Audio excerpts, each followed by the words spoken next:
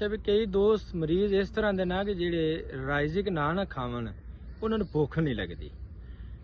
ਰਾਈਜ਼ਿਕ ਉਹਨਾਂ ਦੀ ਖੁਰਾਕ ਬਣ ਗਈ ਹੈ। ਜਿਸ ਦਿਨ ਉਹਨਾਂ ਦਾ ਰਾਈਜ਼ਿਕ ਮੁੱਕ ਜਾਵੇ ਨਾ ਉਸ ਉਹਨਾਂ ਦੀ ਖੁਰਾਕ ਵੀ ਮੁੱਕ ਜਾਂਦੀ ਹੈ। ਉਹਨਾਂ ਨੂੰ ਅੱਗ ਜਲਣ ਤੇ ਇਵੇਂ ਲੱਗਦਾ ਹੈ ਜਿਵੇਂ ਅੰਦਰ ਕੋਈ ਚੀਜ਼ ਬੰਦਾ ਲੈ ਗਿਆ ਨਾ ਤੇ ਅੰਦਰ ਚੀਰੀ ਜਾਂਦਾ ਹੈ, ਵੱਢੀ ਜਾਂਦਾ ਹੈ। ਇੰਨੀ ਤਕਲੀਫ ਤੇ ਰੋਂਦੇ ਨੇ ਵਿਚਾਰੇ। ਉਹਨਾਂ ਦੋਸਤਾਂ ਵਾਸਤੇ ਉਹਨਾਂ ਨੂੰ ਚਾਹੀਦਾ ਹੈ, ਉਹਨਾਂ ਨੂੰ ਅਸੀਂ ਬਿਲਕੁਲ ਪਰਹੇਜ਼ ਵੀ ਦੱਸਣਾ ਤੇ ਇਨਸ਼ਾਅੱਲਾ ਪਰਹੇਜ਼ ਉਹ ਕਰਨਗੇ ਤੇ ਉਹਦੇ ਨਾਲ ਉਹਨਾਂ ਦਾ ਫਾਇਦਾ ਇਹ ਹੋ ਜਾਏਗਾ ਵੀ ਉਹ ਇੱਕ ਹਫ਼ਤੇ 10 ਦਿਨਾਂ 15 ਦਿਨਾਂ ਜ਼ਿਆਦਾ ਤੋਂ ਜ਼ਿਆਦਾ 3 ਹਫ਼ਤਿਆਂ 'ਚ ਬੰਦਾ ਕਲੀਅਰ ਹੋ ਜਾਏਗਾ। ਜਿੱਡਾ ਮਰਜ਼ੀ ਜ਼ਖਮ ਹੁੰਦੇ, ਜਿੱਡਾ ਮਰਜ਼ੀ ਹੁੰਦੇ ਮੇਦੇ ਸੋਜ਼ਸ਼ ਮੇਦਾ ਲਮਕ ਗਿਆ ਹੁੰਦਾ, ਉਹ ਆਪਣੀ ਜਗ੍ਹਾ ਤੇ ਆ ਜਾਏਗਾ। ਉਹਨਾਂ ਦੋਸਤਾਂ ਵਾਸਤੇ ਬਿਲਕੁਲ ਮੁਖਤਸਰ ਘਰ ਦੀ ਖੁਰਾਕ ਹੈ।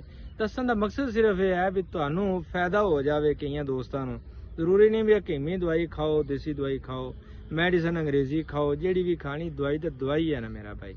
ਅਗਰ ਤੁਹਾਡਾ ਘਰ ਬੈਠਿਆਂ ਖੁਰਾਕ ਨਾਲ ਇਲਾਜ ਹੋ ਜਾਵੇ ਤੇ ਇਹਦੇ ਤੋਂ ਅੱਛਾ ਇਲਾਜ ਹੋਰ ਕੋਈ ਨਹੀਂ ਹੈਗਾ ਜੀ। ਤਾਂ ਮੇਰਾ ਭਾਈ ਨੁਸਖਾ ਸੁਣ ਲਵੋ। ਨੁਸਖਾ ਇਹ ਜੇ ਵੀ ਤੁਸੀਂ ਚਨੇ ਲੈਣੇ ਨੇ, ਆ ਖਿੱਲਾ ਚਨੇ ਜਿਹੜੇ ਹੁੰਦੇ ਨੇ ਇਹ ਤੁਸੀਂ 25 ਤੋਂ 30 ਦਾਣੇ ਲੈਣੇ ਨੇ। ਇਹਦੇ ਨਾਲ ਤੁਸੀਂ ਕੋਈ ਅੱਧੀ ਸਟਾਕੀ ਸੌਗੀ ਲੈਣੀ, ਇਹਨੂੰ ਤੁਸੀਂ ਜੇਬ ਦੇ ਵਿੱਚ ਰੱਖਣਾ ਦੇ। ਇੱਕ ਦਾਣਾ ਸੌਗੀ ਦਾ ਤੇ 2 ਦਾਣੇ ਚਨਿਆਂ ਦੇ, ਇਹ ਤੁਸੀਂ ਮੂੰਹ ਦੇ ਵਿੱਚ ਰੱਖਣਾ ਤੇ ਇਹਨੂੰ ਪਪੋਲਦਾ ਰਹਿਣਾ। ਇਹਦੇ ਤੋਂ ਇਲਾਵਾ ਤੁਸੀਂ ਸ਼ੈ ਕੋਈ ਨਹੀਂ ਖਾਣੀ ਕੋਈ ਵੀ। ਜਿਸਲੇ ਪੋਲਾ ਹੋ ਜਾਏਗਾ ਉਹਨੂੰ ਚੰਗੀ ਤਰ੍ਹਾਂ ਚਬਾ ਲਓ, ਚਬਾ ਕੇ ਖਾ ਲਓ।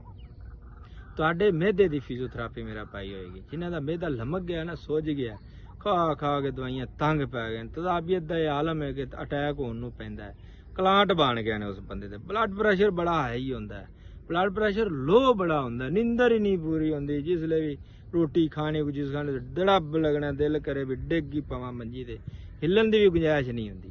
ਉਹਨਾਂ ਦੋਸਤਾਂ ਨੂੰ ਚਾਹੀਦਾ ਹੈ ਕਿ ਇੱਕ ਵਾਰੀ ਇੱਕ ਹਫ਼ਤਾ ਸਿਰਫ ਆ ਰੋਟੀ ਚਾਵਲ ਹਰ ਸ਼ੈ ਛੱਡ ਦੇਣ। ਇੱਕ ਵਾਰੀ ਉਹਨਾਂ ਨੂੰ ਚਾਹੀਦਾ ਕਿ 1 ਕੱਪ ਦੁੱਧ ਸੁਬਹ ਖਾ ਲੈਣ ਕਰਨ, ਵਿੱਚ ਛਿਲਕਾ ਥੋੜਾ ਜਿਹਾ ਪਾ ਲਿਆ ਕਰਨ ਤੇ ਸਾਰਾ ਦਿਨ ਸੌਗੀ ਤੇ ਚਨੇ ਦਾ ਇਸਤੇਮਾਲ ਕਰਨ।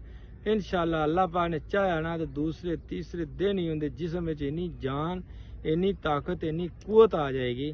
ਹਾਂ, ਇਸ ਦੌਰਾਨ ਅਗਰ ਉਹਦੇ ਕੋਲ ਸ਼ਿੱਦਤ ਹੈ ਨਾ, ਭੁੱਖ ਦੀ ਨਹੀਂ ਬਰਦਾਸ਼ਤ ਹੋ ਰਹੀ, ਉਹ ਕੱਦੂ ਦਾ ਕਾਲੀਆਂ ਮਿਰਚਾਂ ਸਾਲਨ ਬਣਾ ਕੇ ਖਾ ਸਕਦਾ, ਚਮਚੀਆਂ ਨਾਲ ਖਾ ਲਵੇ ਮੂੰਹ ਨੂੰ ਟੇਸਟ ਬਣਾਉਣ ਵਾਸਤੇ।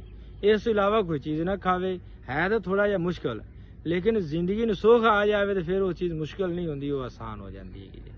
तो मेरा भाई मेरे खिलाफ वीडियो भी आ रही ने, तो अज 1-2 दिन हो गए ने। एक दोस्त ने एक बनाई है आईडी, जी फेक आईडी बनाई है कि सिर्फ बदनामी का बहस करने वास्ते। तो साडे बजुर्ग एक गल आखते होंदे सन, असीं उन्हां नूं होर तां नहीं मुखातब करते। साडे बजुर्ग गल आखते सन भी जदों बेटा बाहर निकलो ना, तुहाडे हत्थ दे विच छमक होनी चाहिदी, स्टिक होनी चाहिदी है, जो ना भी होवे ना तो छमक होनी चाहिदी है। उहदा फायदा ये होएगा भी कोई बंदा कुत्ता आ जांदा है, वो जरूरी नहीं हुंदा भी जेड़ा वड्डे उहनूं ही कुत्ता आखदे ने। बेटा जेड़ा भौके उहनूं भी कुत्ता आखदे ने। कई दूर बह के टों टों लाई रखदे ने, लेकिन लंघण वाला लंघ जांदा है, उहनां नूं उहदे भौंकण दा कोई असर नहीं हुंदा, ना उहनां नूं कोई नुकसान हुंदा है। तो मेरा भाई इस चीज़ तो तुसीं बचा जे। जेड़े दना ते सियाणे बंदे ने ना, उहनां नूं पता है इस चीज़ दा भी कुत्ते भौंकण दे कोलों लंघीदा, उहनां दे नाल ना लड़िया जांदा ते ना उहनां नूं वट्टे मारे जांदे ते ना उहनां नूं भजाया जांदा है। ਉਹ ਭੌਂਕ ਦੇ ਆਪੇ ਹੀ ਚਲਾ ਜਾਂਦਾ ਹੈ।